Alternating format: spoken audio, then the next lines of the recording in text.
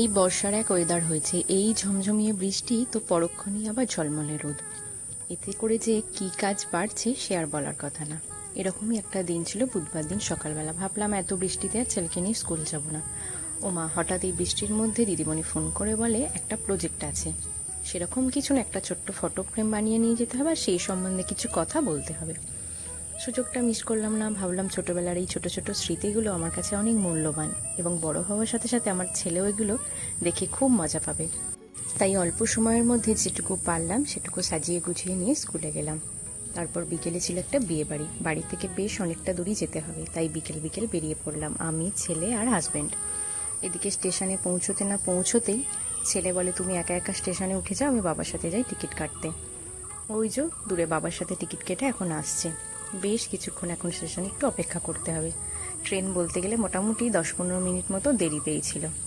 যাই হোক, বিকেলবেলা যাব। খুব যে অনেক সাজুগুজু করেছি এমনও কিন্তু না। আর প্রতিবার যখনই যাই যেদিকে যাব সেদিকে ট্রেনটা কোনো দিন আগে আসে না, অপর দিকে ট্রেনটা আগে আসবে।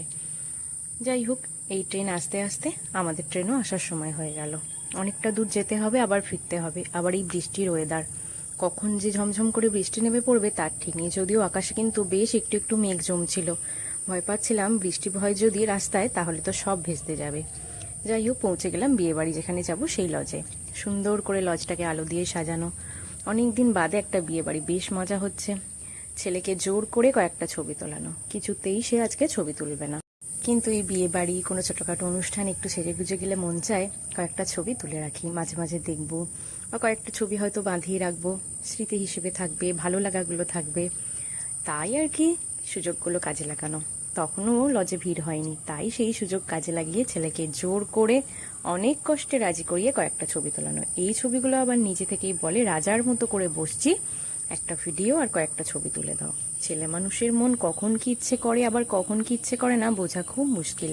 এদিকে তো যেই না বিয়ে বাড়ি গিয়ে পৌঁছেছি অমনি বৃষ্টি শুরু। সারা সন্ধে তো ঝমঝম করে বৃষ্টি হয়েছে। বেশ চিন্তা হচ্ছিল কি করে ফিরবো।